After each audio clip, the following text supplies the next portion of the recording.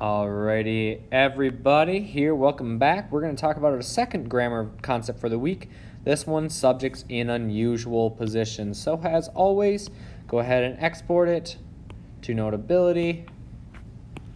There we go. Now I'm going to open up Notability. And let's copy this down. So when we talk about subjects in unusual positions, there are really only a couple places we see them in a different place. And all we're talking about is putting them in a different spot in the sentence than you normally see them. So the first one we have is what we call an inverted sentence.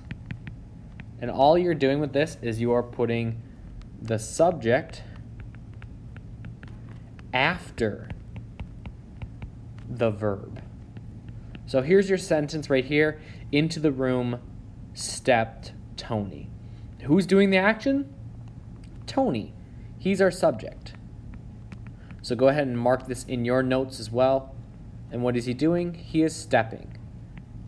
Okay, so we're putting the subject after the verb. We call that an inverted sentence.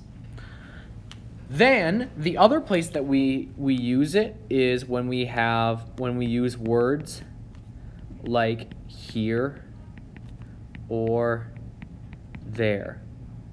Okay? And when we use these words, we also flip the subject and the verb.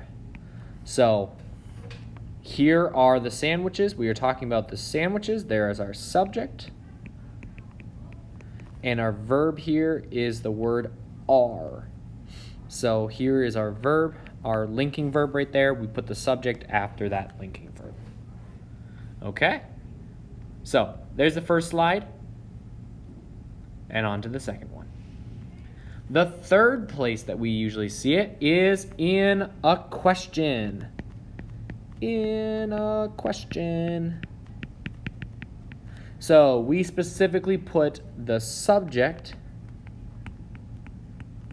either behind the verb or inside a verb phrase. If you don't remember what a verb phrase is, remember that we took notes on verbs way back in like the first or second week of this quarter. So go ahead and look back at your verb notes and see what a verb phrase is. It's multiple verbs at a time. So is your phone working? Question mark. We are talking about phone. There's your subject. But what is the verb or verb phrase? Well, we do have working. That's part of it. But there's another one over here. Is. So you are creating a verb phrase by saying is working. Okay? So you're putting it inside that verb phrase. And then the last one is we're using our sentence types in imperative sentences. So when we're using imperative sentences, when we are giving commands, we often drop the subject. And we're just going to imply that we're talking about you as the subject. So we're kind of saying, hey, you do this, you're the subject, but we're not explicitly saying the subject. So for instance, here we have the sentence, read the directions carefully. You have the word read as our verb, but there's no subject. So instead, we're going to say, oh, well, we're implying you, because you're actually saying you read the directions carefully. So if we were to write this out and fully do it, it would say, you read the directions carefully. Okay, we just dropped that you. It's implied. Oop. All right.